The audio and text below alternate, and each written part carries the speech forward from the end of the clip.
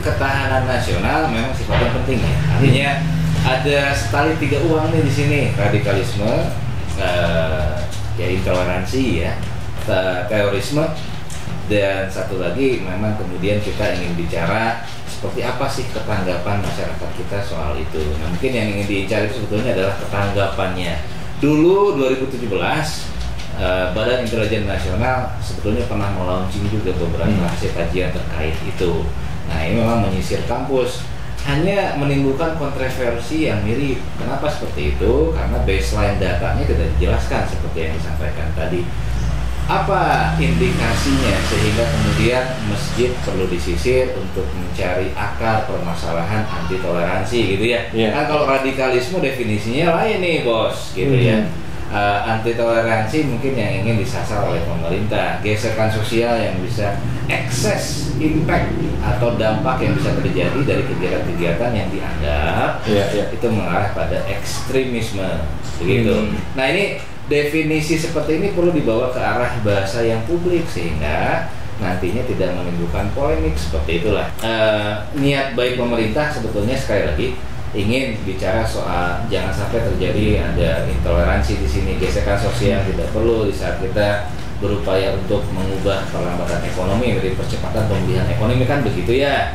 Lalu kemudian ini juga bisa mengarah pada kepentingan tertentu, itu sih yang dikhawatirkan. Nah, baseline data yang dimaksud adalah bagaimana ditentukan populasi yang ingin dicapai di sini. Populasi itu artinya apakah seluruh masjid atau memang kemudian diambil beberapa lokasi ibadah tertentu yang dianggap memang mencetuskan atau sebagai dasar pemilihannya. Nah kan kalau ini tidak dijelaskan pada publik akan menimbulkan sengkarut.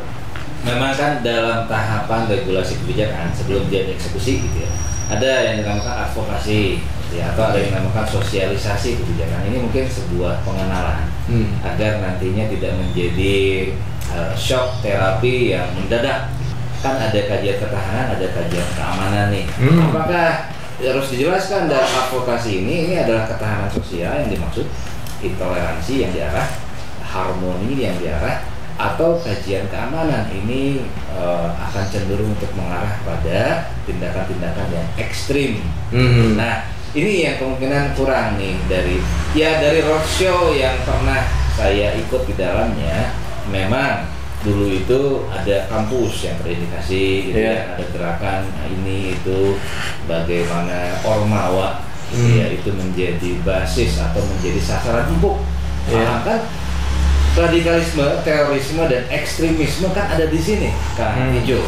Kita tidak bisa berasumsi bahwa orang ini enggak nih, nggak bisa karena dia ada di relung pikir, dan publik juga harus paham bahwa ini muncul karena ketidakpuasan. Nah, artinya investasi sosial justru sebetulnya ya betul, langkah ini salah satunya, hanya mungkin perbaikan perlu ya dalam komunikasi publiknya. Langkah ini perlu untuk menanamkan investasi pencegahannya dulu nih. Gitu. Karena kalau penindakan kan urusannya lain cerita, itu sudah masuk pada ranah siapa pelaku dan oknum. Tapi kalau investasi pencegahannya kan perlu ini ada loh bahaya ekstremisme di lingkungan sekitar kita. Publik perlu mewaspadai ini, dan ini masalah serius itu sih sebenarnya.